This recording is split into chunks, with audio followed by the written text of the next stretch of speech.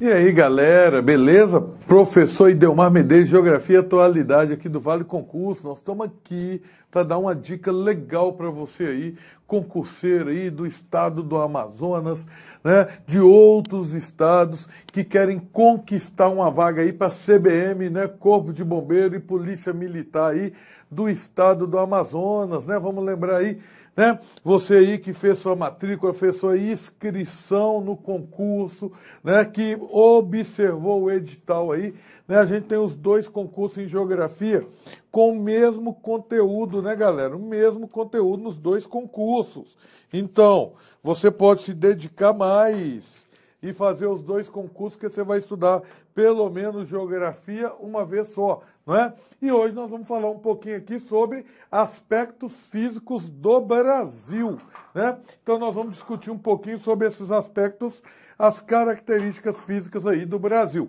Vamos lembrar aí, né, que nós temos aí o Brasil aí um território imenso, não é isso? Aproximadamente 8,5 milhões de quilômetros quadrados aí, né, nesse território com 8,5 milhões de quilômetros quadrados, né? A gente pode falar que 92% desse país faz parte aí daquilo que a gente chama de 92% está na região, na região intertropical, né? Então está na região intertropical. Isso em 92%. Isso aí tem consequências, né? Nós vamos falar já dessas consequências. E só 8% desse território está na região temperada, está na região temperada aí, temperada do sul aí, tranquilo? Pois é, outra questão importante sobre aspectos físicos que vai condicionar aí, né, o aspecto físico, o relevo, como é que é esse relevo brasileiro, né? Nesse relevo brasileiro aí, apesar da gente ter planícies, planaltos e depressões, né, nós somos um país planáltico, ok, galera? Então nós somos aí um país planáltico, né? Esse país ser planáltico aí faz uma relação diretamente com recursos energéticos, por exemplo, não é? Faz diferença porque nós temos muitas corredeiras, muitas quedas, cachoeiras, não é isso? Nossos rios são rios de foz em estuário, né? Predominantemente, né? Não exclusivamente, mas predominantemente em estuário. Aquele rio que chega no mar através de um canal só, de um canal único, né? Grande potencial para geração de energia hidrelétrica, inclusive aí no estado do Amazonas, né? Os grandes projetos que a gente tem hoje de geração de energia hidrelétrica estão aí no estado do Amazonas, nos afluentes da margem direita do rio Amazonas, né? Pegando o estado de Amazonas, Rondônia e Pará, né, com destaque aí no Pará para a hidrelétrica de Belo Monte, maior hidrelétrica totalmente brasileira, né, que foi inaugurada aí em 2016, ok? Mas a gente, Rio Xingu, né, afluente na margem direita, mas a gente tem aí também o Rio Tapajós, né, Rio Tapajós aí também no Pará, né, onde a gente tem hidrelétrica de Teles Pires. E a gente tem no Amazonas e Rondônia, né, o Rio Madeira, né, rio importante aí nessa região aí, e aonde a gente tem hidrelétrica, né, de Santo Antônio e hidrelétrica de Giral, né, hidrelétricas de fio d'água, né, usa só o volume de água do rio sem ter grandes represas aí, tá? Então, país planáltico, apesar de nós sermos um país planáltico, nós somos um país que possui um relevo baixo, né? Então a gente tem aí um relevo baixo, tá? A média altimétrica no Brasil né? 800 metros de altitude, né? Uma média altimétrica extremamente baixa aí, se comparado com vários outros países, principalmente países da América do Sul, né? O ponto culminante que a gente tem aí, ó, ponto culminante que a gente tem aí no nosso país, né? Qual que é esse ponto culminante? Ponto culminante que a gente tem aí é o Pico da Neblina. Ó, Pico da Neblina aí que possui, né, neblina, 2.995 metros, 2.993 metros, lá em São Gabriel da Cachoeira, né, no município de São Gabriel da Cachoeira, lá no extremo noroeste da Amazônia, né, na região noroeste da Amazônia, aí em São Gabriel da Cachoeira, tá? Então a gente tem aí mais ou menos, né, mais de 2.990 metros de altitude aí, mas lembrando, né, que nós não temos no Brasil nenhum pico, nenhum ponto que ultrapassa os 3.000 metros de altitude, não é? Quando a gente começa a pensar dentro desse contexto, 92% do país aí está na região intertropical, né? Vamos lembrar aqui que apesar do relevo do Brasil ser um relevo predominantemente planáltico, apesar da gente ter lá em São Gabriel da Cachoeira aí, ó, lá no município de São Gabriel da Cachoeira, né? O ponto culminante do Brasil aí, ó, no Amazonas aí, também o segundo ponto, né? Segundo ponto, que é o Pico 31 de março. Apesar disso, a gente pode falar que no Amazonas, no estado do Amazonas, ó, estado do Amazonas, a gente vai ter aí altimetria baixa,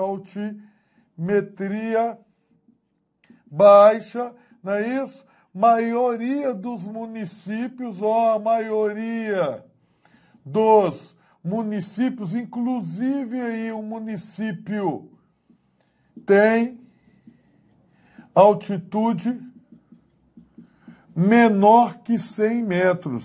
Inclusive aí, tá, galera? O município de São Gabriel da Cachoeira, né? Apesar da gente ter o pico lá, é um município que a altitude é menor do que 100 metros aí. Quando a gente começa a discutir essa questão aqui, 92% está na região intertropical, isso aí vai influenciar no clima brasileiro, né? Ó, isso vai influenciar no clima. Isso vai influenciar no que também? Isso vai influenciar aí também, né, naquilo que a gente chama aí de vegetação do Brasil. Ó, isso também vai influenciar aí naquilo que a gente chama de vegetação. E, logicamente, vai influenciar aí também, né, na hidrografia. Mas vamos discutir um pouquinho sobre isso. Quando a gente começa a discutir sobre o clima aqui, então, né, a gente tem aí climas tropicais, ó, climas equatorial e tropical, né? É o que predomina, é o clima equatorial e tropical. Características desse clima. Esse clima equatorial aqui, muito chuvoso e quente, não é isso? Então, muito chuvoso e quente aí, não tem déficit hídrico, não falta água aí nesse clima, né? A pluviosidade aí, mais de 2.500 milímetros ao ano, não é isso? Mas a amplitude térmica aí, ó, 27 graus de temperatura média, 27 graus de temperatura média. Quando eu venho para esse clima tropical aí, nesse clima tropical, a gente vai ter o quê? Né? A gente vai ter aí nesse clima tropical sazonalidade. O que é isso, professor? De sazonalidade. Então, presta atenção aqui, né? Quando eu falo para você de sazonalidade, eu estou falando para você que a gente tem aqui uma estação seca e uma úmida, não é isso?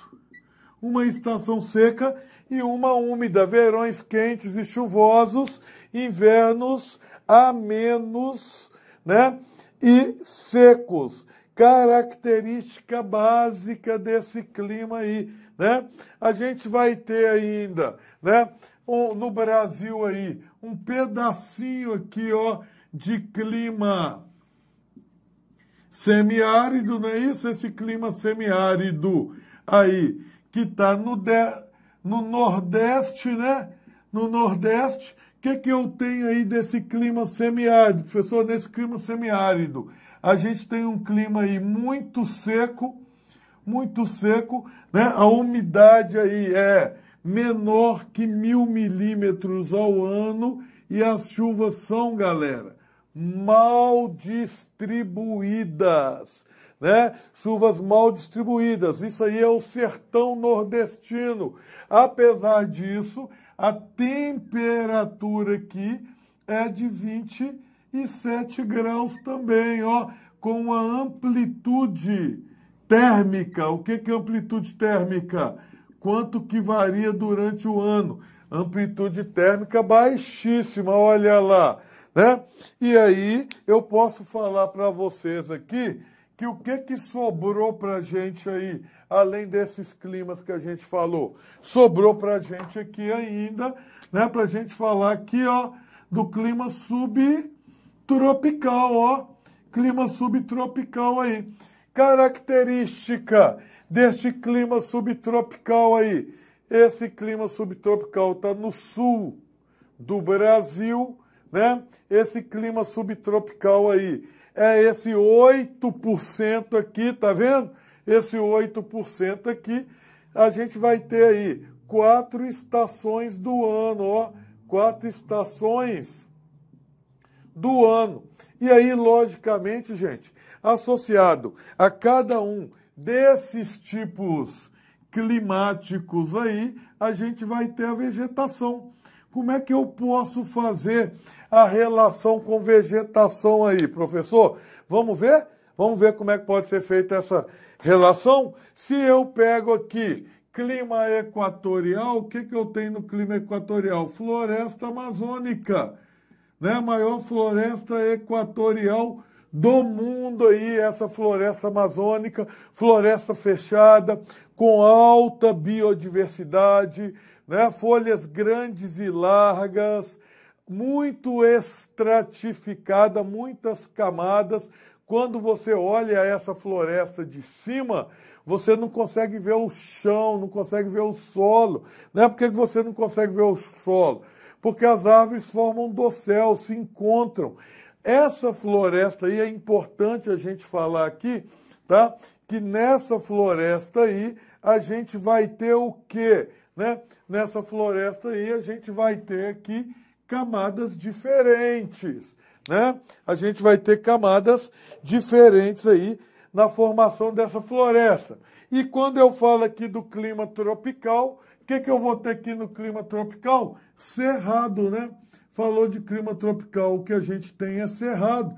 E olha que legal para a gente poder pensar, né? Floresta amazônica representa 45% do território brasileiro. Então, 45% do território brasileiro é floresta amazônica, ok? E o que representa o cerrado? O cerrado representa 25% do território brasileiro. Então, se a gente parar para pensar, né, floresta amazônica e cerrado sozinhos representam aí, né, 70% do território brasileiro, os 2 maiores biomas do Brasil. Quando eu venho aqui para esse clima semiárido, eu vou ter aqui a Caatinga, né? E a Caatinga aqui representa aí 10% do território brasileiro, né? Então já foi aí 80% do território, tá?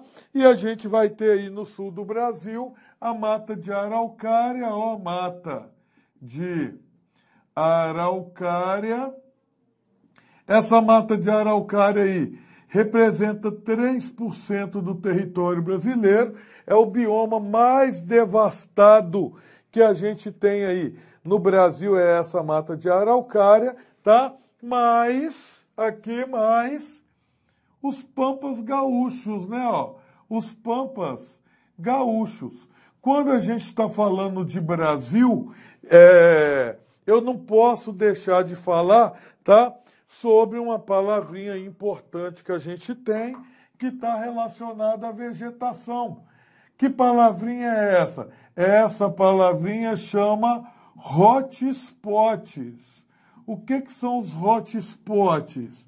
Né? Esses hotspots aí, isso é uma característica definida pela ONU, não é isso? Esse hotspot são áreas prioritárias, áreas com alta biodiversidade, de biodiversidade,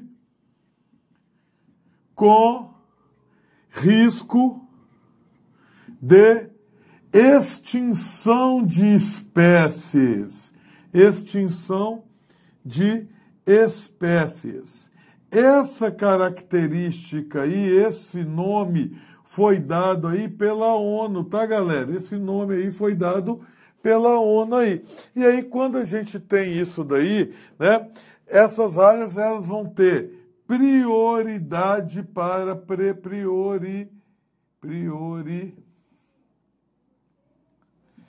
prioridade para preservação. Então, são áreas que a gente vai ter aí prioridade para preservação dessas áreas. Não é isso? Tá? Para projetos. No Brasil, a gente vai ter 2 hotspots no Brasil aí, né? Quais são os 2 hotspots? O primeiro hotspot aí é o que a gente chama de Cerrado, beleza? Por quê? Porque hoje a gente só tem 36% preservado desse cerrado aí, né? E quando eu falo desse cerrado e que eu só tenho 36% dele preservado, quais são os principais responsáveis aí pelo desmatamento? O que degrada esse cerrado? Soja, né? Soja, agropecuária aí, ó, agropecuária, mineração, mas principalmente a soja e a agropecuária. E aí, o outro hotspot que a gente tem no Brasil aí é a Mata Atlântica, né, ó? Mata Atlântica, essa Mata Atlântica nossa aí, que a gente só tem preservado dela aí, ó, preservado, eu vou pôr aqui, tá, galera? 7%, mas qualquer valor entre 6% e 8% tá valendo aí, tá bom? Isso dá uma variadinha, né? O que a gente tem aqui que degradou essa Mata Atlântica? Os chamados ciclos econômicos, né? Ó. Então, os chamados aí ciclos econômicos são os grandes responsáveis. A gente pode falar aí inicialmente, né, da retirada do pau-brasil, ciclo do pau-brasil. Depois a gente pode falar aí do ciclo da cana-de-açúcar. Depois a gente pode falar aí, né, do ciclo do cacau na região aí da Bahia, né? Ciclo da cana-de-açúcar aí na região de Alagoas, Pernambuco, ciclo do café em São Paulo, né? Ciclo da mineração aí em Minas Gerais e depois o ciclo da industrialização e da urbanização a partir aí da Segunda Guerra Mundial, né? Então esses ciclos econômicos aí são os grandes responsáveis. Galera, se você está gostando da aula, ativa o sininho aí, né? Ativa aí para você receber mais aulas gratuitas nossas aí, né? Então ativa aí, curte aí, né? Faz uma curtida para a gente aí, se você estiver gostando, faz sugestões aí embaixo, né? Eu leio todos os comentários colocados nas minhas videoaulas, eu respondo, né? Se você quiser dialogar ainda, né, ter uma interação maior, está aqui meu Instagram, @prof.idelmarmedeiros, né? Segue lá, vamos interagir, nós estamos juntos nessa luta aí para você conseguir conquistar o seu sonho aí, beleza? Então dá um likezinho pra gente aí se você gostou, segue a gente aí, né? Você vai receber várias aulas gratuitas de todos os professores aqui do Vale Concurso, né? Aulas atualizadíssimas, né? Só com professores aí experientes em concurso, beleza? Bom, quando a gente vem aqui para discutir essa questão do relevo aqui, associado à questão do relevo, a gente pode discutir o que aqui também, né, galera? A gente pode discutir aqui tectônica, né, ó?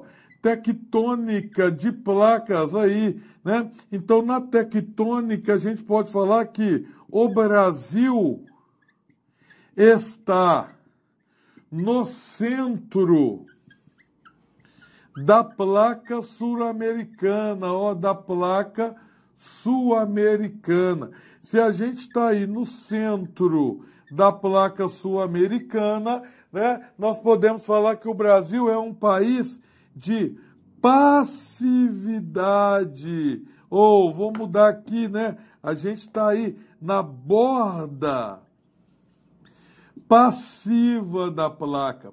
A gente está aí na borda passiva da placa. Quer dizer que a gente não tem, né, movimentos orogenéticos, né, crescimento de montanhas no Brasil. Quer dizer que o nosso relevo é um relevo extremamente antigo, né, ou as nossas estruturas geográficas são antigas, extremamente desgastadas, ok? Extremamente desgastadas, e que no Brasil a gente tem tremores, ou o que a gente chama aí de sismos. Esses sismos são de pequena magnitude, ó, pequena magnitude. Quando eu falo para vocês que é de pequena magnitude, eu posso afirmar para vocês que a gente tem mais de 3.000 por ano, mais de 3.000 tremores por ano, mas a maioria desses tremores nem são percebidos, né, pelo ser humano aí, nem são percebidos pelos brasileiros, não é? Tá? A região do Brasil que mais tem atividade aí tectônica é o Acre. Por que o Acre? Devido à proximidade com a borda da placa tectônica. Essa proximidade com a borda da placa tectônica fez com que o Acre, né, fosse o estado brasileiro de maior atividade. Beleza? A gente tem aí, né, a maior média altimétrica do país é a região aí chamada Mares de Morro, da região sudeste, né, onde a gente tem aí Mata Atlântica, e também é a região aonde centraliza a economia do Brasil, naquilo que a gente chama de Centro-Sul, né? A gente tem tido nos últimos anos um processo de descentralização industrial desde a década de 90, mas principalmente aí no século XXI, né? E muitas indústrias foram para o Nordeste, muitas indústrias foram para o Centro-Oeste, né? Essas indústrias que foram para o Nordeste, que foram para o Centro-Oeste, né, principalmente para o Centro-Oeste, são indústrias associadas aí à agroindústria, transformação dos produtos agrícolas gerados nessa região, tá? A gente pode juntar essa parte aí do clima, da vegetação, né, e do relevo, e a gente ainda pode falar para você aqui um pouquinho sobre a questão aí, ó, da hidrografia brasileira, né?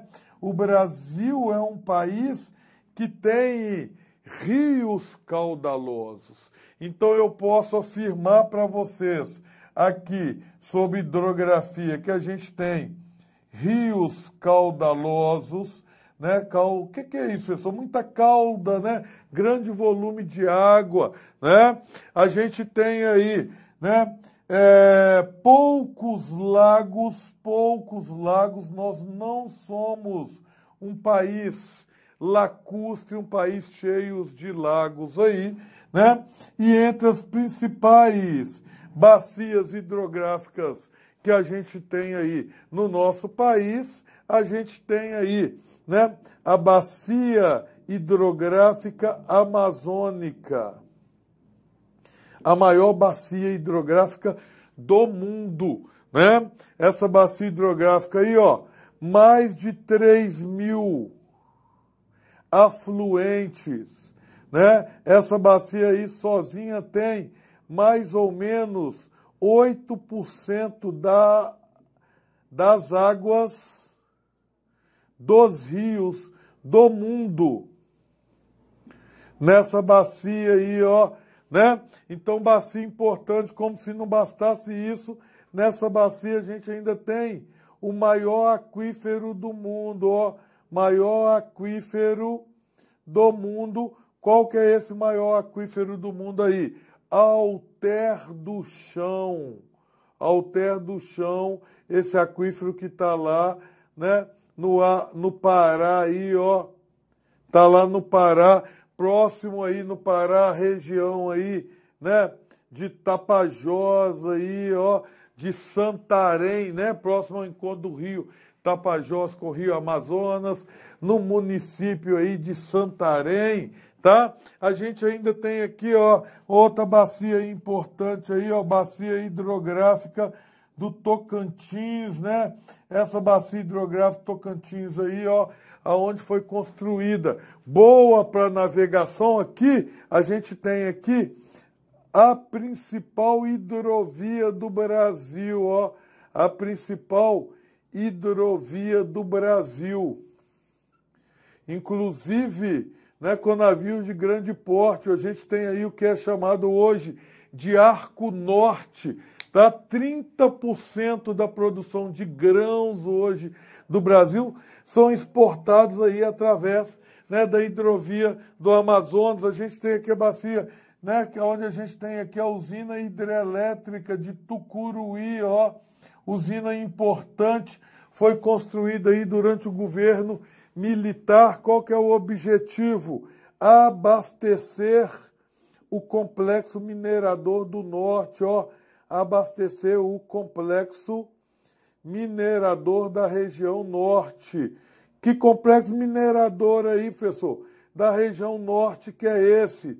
Minerador da região norte. Esse complexo minerador aí da região norte é principalmente Carajás, ó, Carajás, complexo grande Carajás, mais, né, Albrás, Alunorte, as grandes indústrias de beneficiamento de bauxita aí e produção de alumínio que a gente vai ter nessa região. A gente ainda tem aqui, ó, a bacia hidrográfica do Paraná. Essa bacia hidrográfica aí, galera, do Paraná é a principal produtora de energia do Brasil, ó, principal produtora de energia aí do Brasil. E mais, hein? A gente